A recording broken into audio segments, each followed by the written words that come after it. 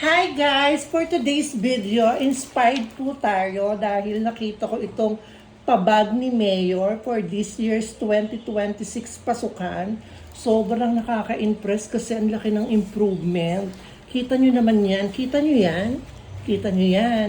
Kita nyo yan? Ang ganda ng tela ng bag. Super quality. At ang zipper, maganda rin. Sana matibay. Ayan. Ang ganda. Thumbs up dyan para kay Mayor.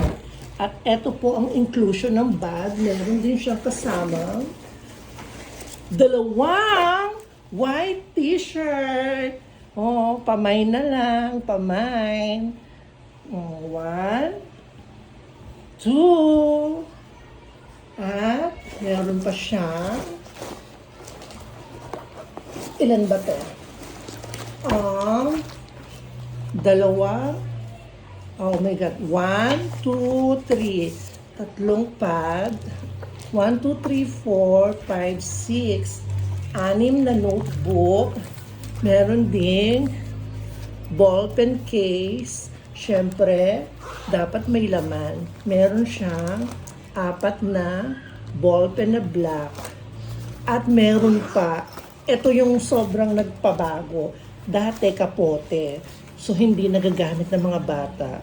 Ngayon, binigyan niya siya ng isang payong.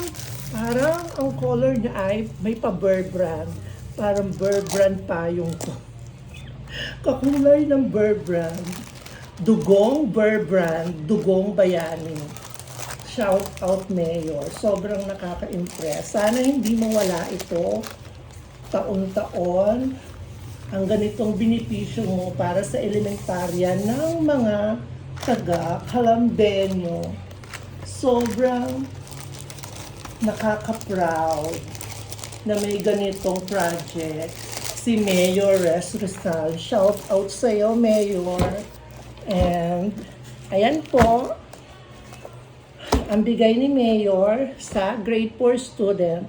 Bali lahat po sila ay nakaschedule ng pagbibigay. So, ngayon ang unang bigayan, ang unang nagantimpalaan ay ang mga grade 4 student ng Elementary School of Mayapa. Yun lang! Bye!